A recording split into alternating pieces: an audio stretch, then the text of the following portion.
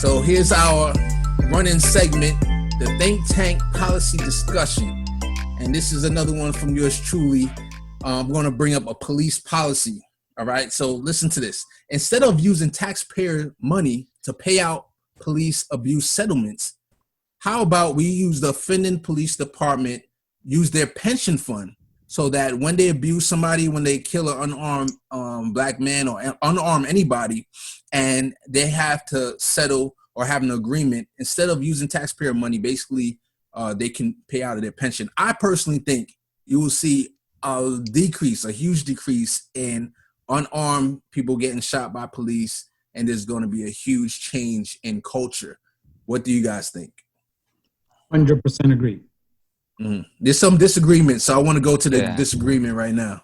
Yeah, I kind of disagree. On the surface, you think, well, yeah, that will force other cops to hold the bad apples accountable, but sometimes all the time you can't control everybody. So if somebody does something like that, if a cop kills an unarmed person, I don't want my pension to be affected by him. Mm-hmm. So for that reason, I disagree. Now, if it was more like his own personal pension he would lose, or some other funding mechanism that we could think about, definitely, but not directly tying it to another officer's pension that had nothing to do with it. But just like how you do with billionaires, right?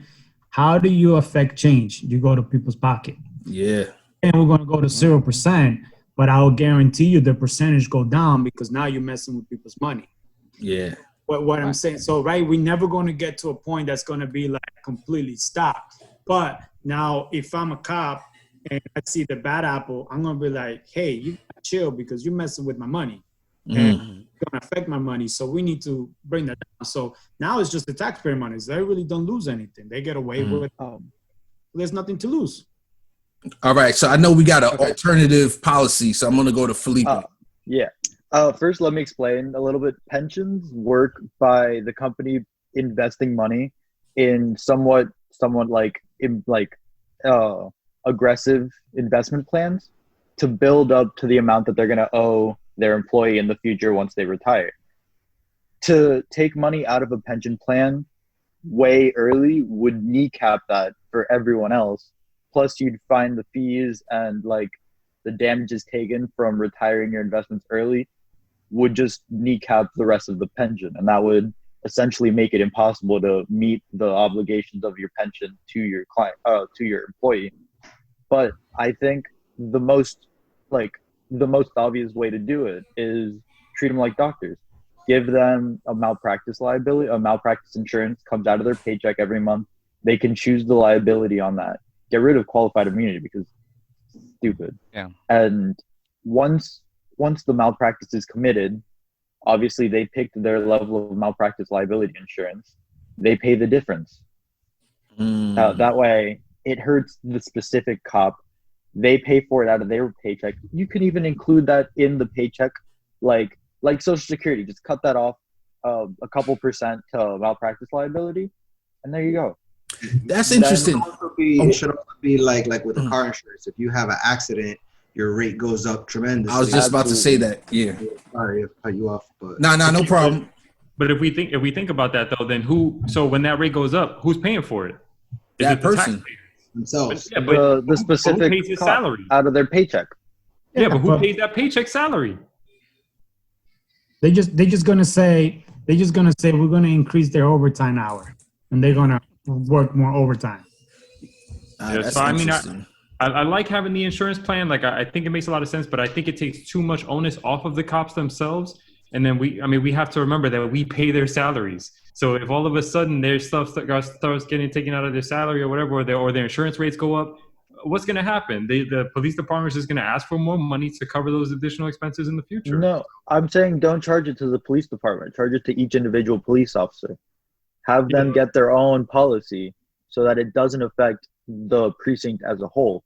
Whereas, so if that specific cop gets sued, the money comes out of his bank account after the liability insurance is used up.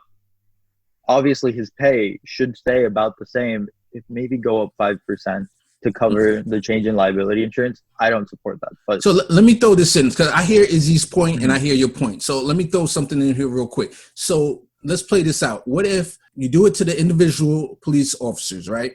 And then if a police officer does something wrong, their liability goes up. And if they do it again, it goes up. Every time they do something wrong, they can literally price themselves out of being in the police department and being a police officer, which is interesting because that's what we want anyway.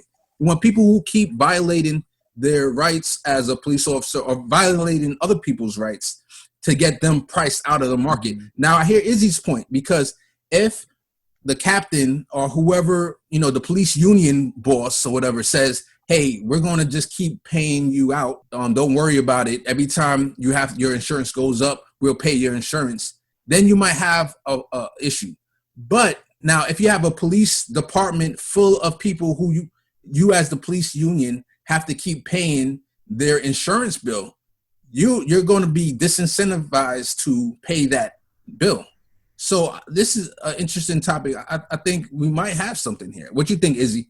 Yeah, I think I misunderstood Felipe's original point. If the insurance policy is direct for that particular employee and every single employee has to maintain their own insurance policy independently, then yes, you will be able to hit them in their own pockets. It still, unfortunately, doesn't, make sure that all police officers hold each other accountable the way your plan did, Case. But I do see Felipe's point that, if it's individually, then okay, at least you're not, it's not coming down to the taxpayer having to pay that eventually.